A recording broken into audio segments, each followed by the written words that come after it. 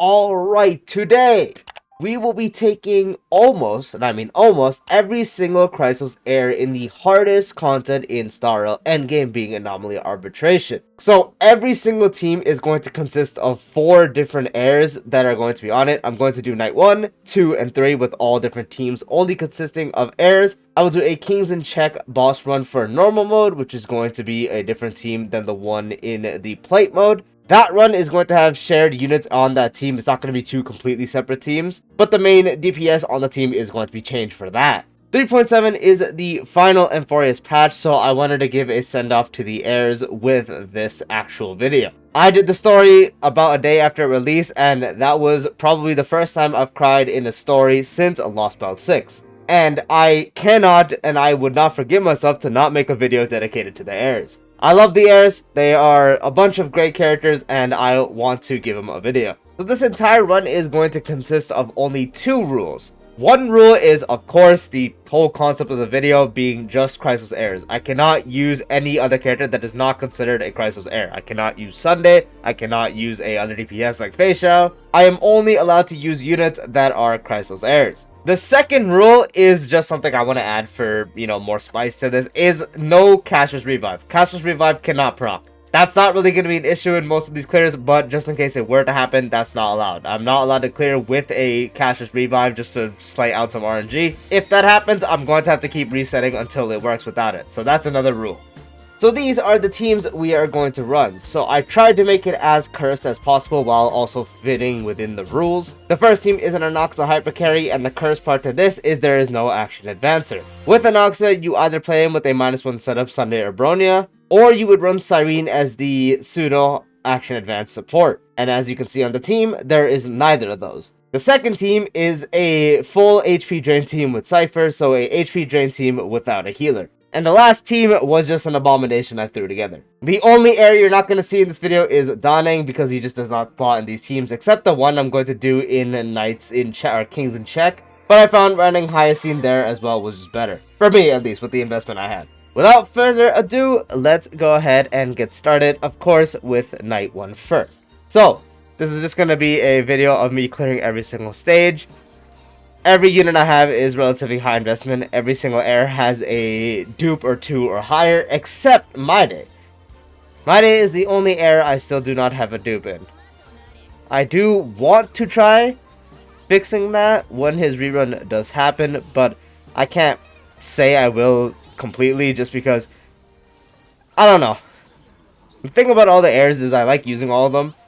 But Mydei is probably my least favorite heir to use, but he is in one of my favorite heirs as like a character. So, it's a bit weird like that.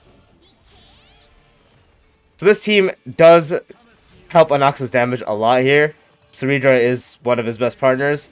But yeah, the whole, again, cursed aspect is the fact I don't have an action advance. It's just Anaxa's raw speed, Hyacine speed buff, which is the only form of getting more turns here, and then also Cerydra's.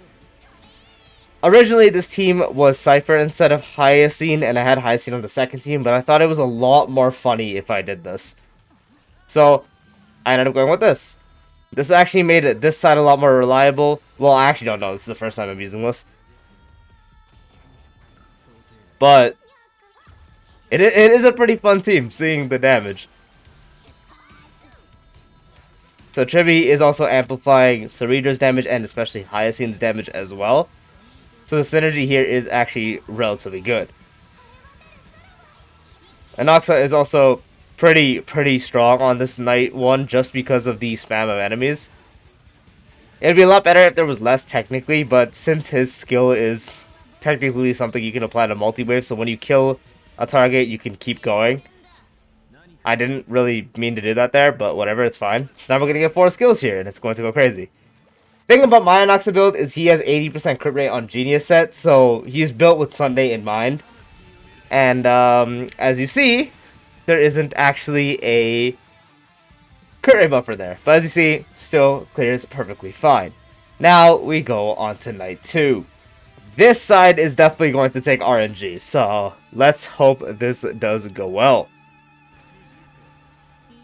Everyone here does complement each other quite well, except Mydei. He's kind of just getting his own benefits. And Evernight buffs the Memo Sprites, which is only Castorice in this case.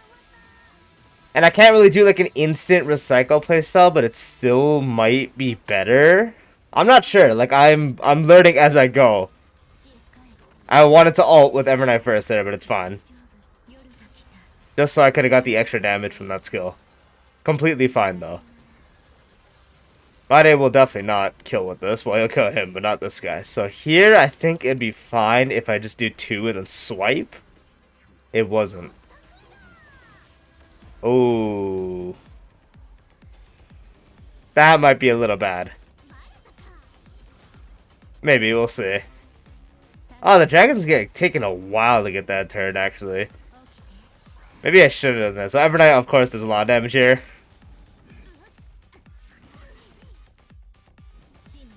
Ooh. This is rough, and we will get a kill here and also the heal, which is really good. Cypher's nuke is going to be insanely important here, especially since I'm not allowing Castorice revive on any of these runs. Castorice revive is off the table. Not allowed at all.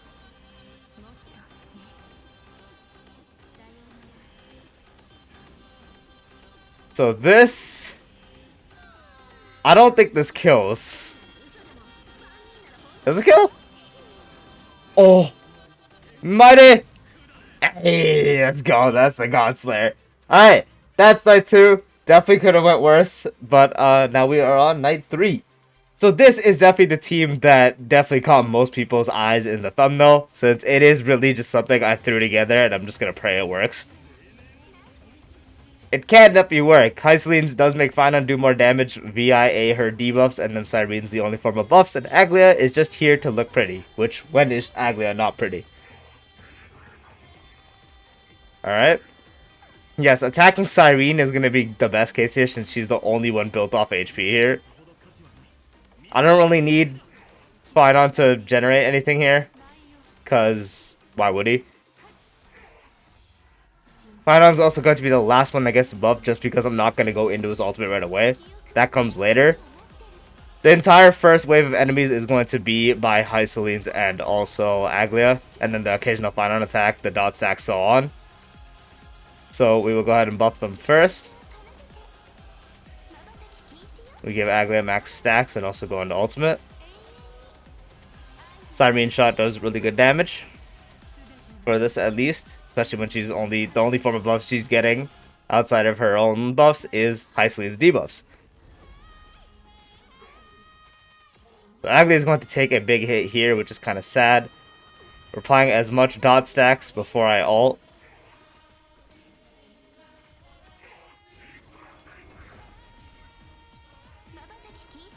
I would like to shoot here, but just in case I will do that just so we get to the next one. Oh, yeah, that hurts. So we get one more attack here, and then I ult with Hysilens for the maximum dot stacks applied before I proc them again. Because this will proc a bunch, almost 700k, and then this will proc because of the buff, which is a kill, and I have ult again because Cyrene buff is actually very strong. I will do this just to hit them all. Make sure I don't take too much damage. Get the attack buff here, which is also going to be good. Although I don't actually know how many turns it lasts for. So I want to attack here. Just get as much damage as possible. Oh, I could have ult. I didn't think that would be enough. But I wanted to attack with Aglaea there. Just to get as much damage as possible. But now it's just a meteor counter loop. Cosplaying pure fiction. Literally. So we have a good amount of AV. As you see, 133. So this should be able to do... This counter is going to do the leftover HP here. The action forward to the dot procs is really good. And this will kill. And now we have a good setup for this.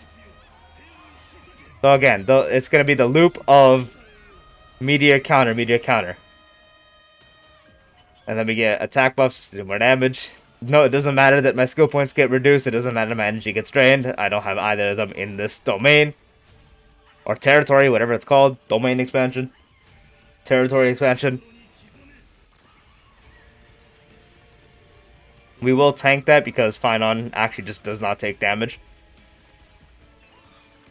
And they will all still get hit by Dot because Hysilens is just a funny character.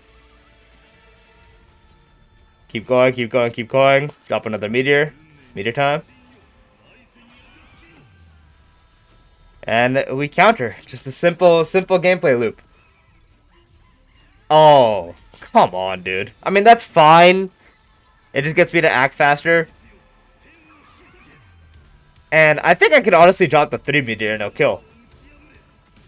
It did, and that's night 3. Now we go on to the Kings in Check and normal before the Plight run. King in Check time. So the team we're going to run is Anaxa, Cerydra, Cyrene, and not Donning. I don't know why Donning's here. I'm going to run Hyacine. So this is the team I'm going to run. The 2 units that will also appear on the Plight run, spoiler alert, is going to be Cyrene and also Hyacine. But we are going to do a 0 cycle with this team, and I'm going to rock this buff, of course, because it's best for Anaxa. So let's go ahead and get into it. This is the pseudo action advance that I was talking about on the first team. It actually exists on this team. It's not just Anaxa himself. We are going to get some nice shots going on here. And I almost said Hysilens. Hyacine is going to be the sustain here, of course. So we really just throw out everyone's ult. Just because Cyrene is going to refresh them for the first time anyways. This team, by the way, is also really fun. Just in general, using Anaxa without a... I don't need to use... Probably should have used it, but it's fine. But yeah, this team is really fun. I actually think I like running Cyrene as a pseudo action advance over an actual action advance. Ooh. So this is a problem. Because I use that ult, it's going to... Yeah. I should have waited. Okay, this is going to be a waste, because she gives him another turn, but I want the skill instance. This is a very suboptimal play I'm doing right here. But I think it will be fine. And then we'll just use the ult, because we're going to refresh a bunch here anyways. So we'll do that. Boom. Yeah, we're doing a lot of damage, as we can see. Cerydra buff activates. A lot more. Yeah, just absolutely shredded. And then we do have another ult, which I'm not going to need to use here. I'll just go ahead and throw this out again. Yeah, it does do a lot of damage. We'll get another one here. So, Hyacine wants to use skill points. Cerydra wants to use skill points. Anaxa wants to use skill points. It's a little annoying. And the only form of generation I have is really just Anaxa when he gets the buff from Cyrene. That's really it. So this will kill. We'll get a free proc here. Implant the weaknesses that I have. We get the buff from Cerydra to activate. We give Anaxa another turn. Arrow shot goes off. I also just realized I forgot to buff Cerydra. Whoopsies!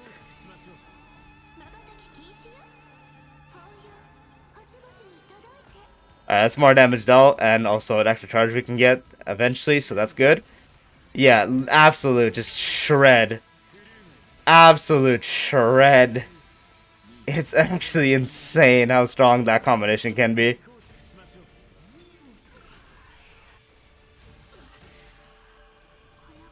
I do like using that on her team, and since we got that extra charge, I think I will be able to just go ahead and use the basic here. It'll be fine.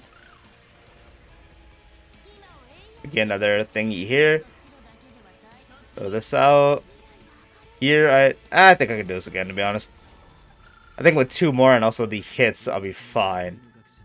Here, don't wanna... Yeah. I'll get the stuff here. Or proc should kill, definitely. Oh no, it won't. Does it? Oh, it's so close. So what I'll do is this. And I'll basic attack just for a skill point in case I need it at some point later. Just throw out the ult here. Going very, very smoothly. Way more smooth than I thought it would. Ika almost just got one shot. He may be fat, but he's not fat enough. He needs more food. More! So unfortunately, we are not going to get a Cyrene buffed instance here, but it's fine. We will be able to get it right after here, but it won't be a part of the entire shebang, where the noise just becomes like 50 times more satisfying. Oh, we get 6 points back here. W. The buff gets the kick off, so we get a big attack increase. Oh yeah. This should weakness break? Oh, very close. Does that give me enough energy? No. I'm gonna wait to use it, actually. So I don't need to do anything there, it's fine. I'm really curious on how much damage it's gonna do. Usually I'd wait, but I'm curious to see if this like somehow ends up killing. I don't think it'll kill, but let's see. With 3 of them on the field, 4 instances of a Cyrene buffed Anaxa instance. Let's see how it goes. Oh, yeah, he's dead. That thing is dead. Oh yeah, he's dead. Oh my. Yeah. So that's a Zero Cycle King in check regular. Now we will do a Plight run. Just let the animation all play in the meantime. Yep, boom, there we go. And now to end it all off, the Plight run. So this is the team we're taking, the full Remembrance team that I actually just made a full video on, and now you're just going to get another version of that in this video. So we are taking the HP buff this time, of course, since what else would I take? So let's just get straight into it. So this team is just insane. Actually, just incredibly strong. The more you go up in investment, the stronger it gets, because everyone on this team just has insane vertical investment. A vertically invested in Remembrance team is probably just going to remain broken for a long time. Probably, I can't find my mouse. There it is. Probably throughout the entire 4.x duration as well. It's just an incredibly powerful team. I don't know what they're thinking with the amount of investment increases this team has. Take a lot of damage going off here. Heal it right back quickly.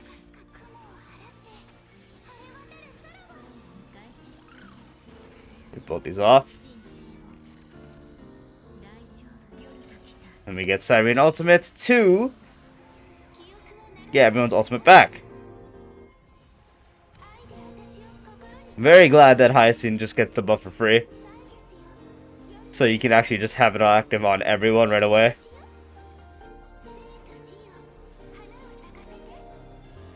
And the arrow shot from Cyrene does a lot of damage. Yep. We get crazy damage going on this team.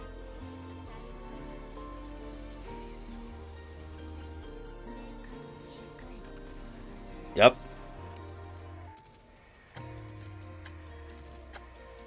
It's so funny. Like, I don't think I ever like mentioned this in a video yet, but just seeing all the numbers from, what do you call it? The dragon on Castorice is just so funny. Like, even a single target, just spamming true damage in front of you. And it gets more, like, if I had RMC and Tribbie for the end number instead. It just gets more and more. It's just funny. I know some people's phones can't actually handle the amount of numbers the dragon can show up in, like, simulated universe or something. With all the extra effects. Because I remember that the whole, like, meme has been around since the beginning with, like, all the dot stuff you can get in the universe modes. And more than that and stuff. Very, very, very funny. We're going into this battle immediately with a dragon to kick it off. So I want to wait till Hyacine's turn so I can get that extra Eco proc for free. Well, it's going to consume a charge and then I ult again just to use it for free. And then we'll get another Castor's Dragon. Oh, bruh. You can't make this up. Fine. That's the best part about the overcap. It's just free damage. So unfortunately, I probably should have done that first because it's doing nothing here, but I probably should have done that before ulting just so I could have got it to 200% for more damage, but it's fine. This team is just so strong. Just numbers galore. By the way, if you ever see a miscrit, just know it's a 0.3% chance. Just know. Just to show you the dangers of crit rate on this game. Everyone else has guaranteed, I think. Actually, no. I think my Cyrene is also like in the same boat. Yeah, 0.2. So 0.2 and 0.3. If you see a miscrit from Castorice or Cyrene, it's that low of a chance.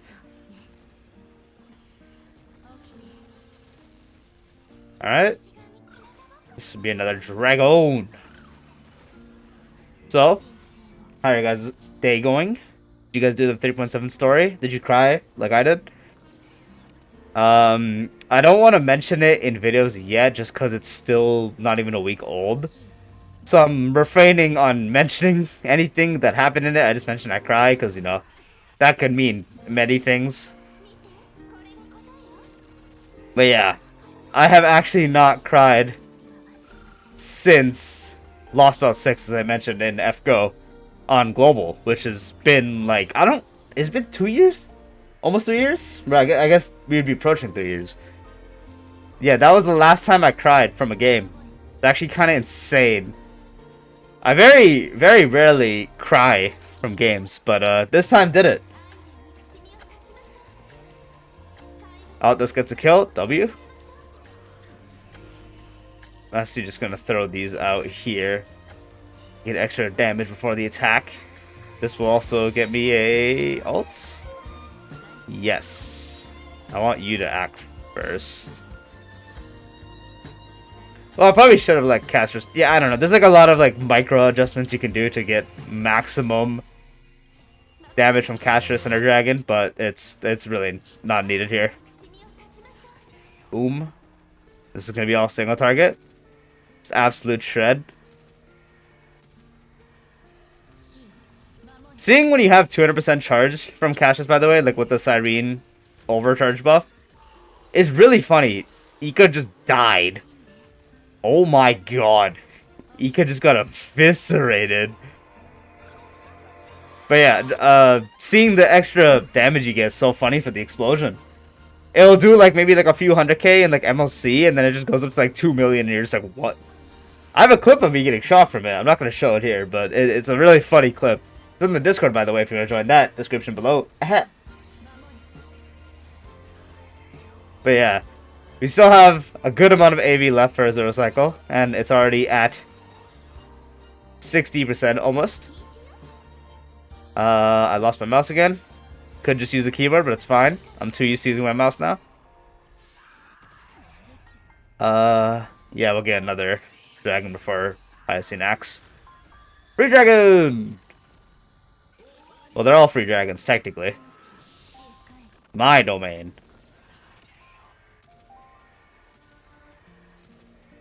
Big damage. Just all the numbers, man. It's just so funny.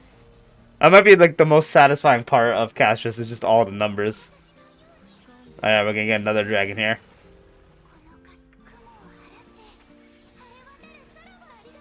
Oh, big charge. It's actually just insane how much charge she gets, dude.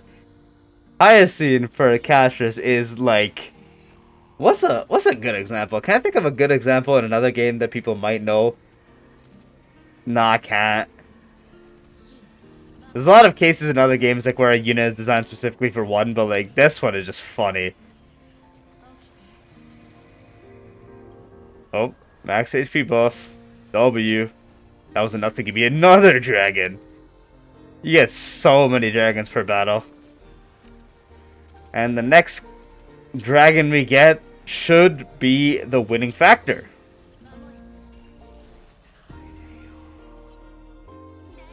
Shot here. Let's just get everyone, get their moment here. Let's see. So attack here. Dude, maybe Cyrene kills, because I think she should get Ode to Ego here now. I think she has enough stacks. Yep. Boom. Oh, it was close, but let's just get the animation to go off, why not? And then Evernight gets the kill this time with 113 Memorial stacks to a 16 mil hit. And that is the last battle Zero cycled with a Chrysos Heir team. So now I'm going to take you over everyone's build just to show you that what they are, because, you know, someone is bound to comment, even though I mentioned in the pinned comment description by now. I probably mentioned in the video and I forgot. That this is not a clear guide. This is just me having fun with my account as a last thing for the heirs as we are leaving Amphoreous. So, big investment as we see. E6 Anaxa. Every Chrysos Heir has dupes except Mydei. He's the only one that doesn't. Everyone else is E2 or higher. So we're just going to slowly go through. If you want to see a specific character's investment, you're going to have to pause because it's just that much. Yeah. So two E6 units, and yeah, mine is the only E0. Everyone else is E2 S1, and Cerydra is E1 S1, and then there's the two E6s. And that's it. Yep. Oh wait, no, one more. There we go. Anyway, that does bring this video to a close. I hope you just enjoyed this final thing I wanted to do for Chrysos Heirs, just a final goodbye. As again, 3.7 is the final Amphoreous patch. I loved Amphoreous. Again, the story made me cry. I would not cry if I didn't enjoy it. If you did the story and you got emotional or you're sad or whatever for any part during it, comment down below. I want to know that I'm not alone. But if you did find this video enjoyable to watch, I appreciate you watching it throughout the entire thing. Be sure to subscribe and turn the bell icon for more Star Wars content like this, along with all other different kinds of Star Wars content as well. Check the description to join the Discord server, and also check out my Arknight channel, and I'll see you later. Peace out.